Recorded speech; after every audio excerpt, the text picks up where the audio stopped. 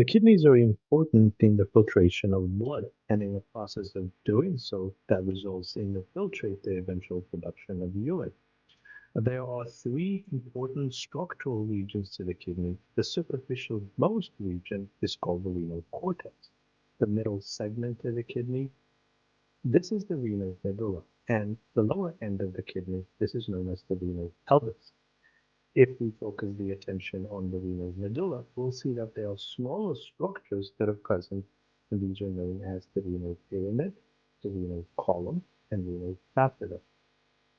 You might be asking or wondering about the question, well, what exactly in the kidneys are responsible for the filtration process? The nephrons are important structures in the facilitation of that work, of that process. And there are two examples of nephrons that are present in the kidney. There's the cortical nephron and the juxtamedullary nephron. After the filtrate production is complete, that filtrate is then directed to eventually the minor calyces, which is then passed down to the major calyces before eventually passing down to the renal pelvis, where the collection of that filtrate is going to take place. From there, the renal pelvis, it's further passed down to the ureters in the body.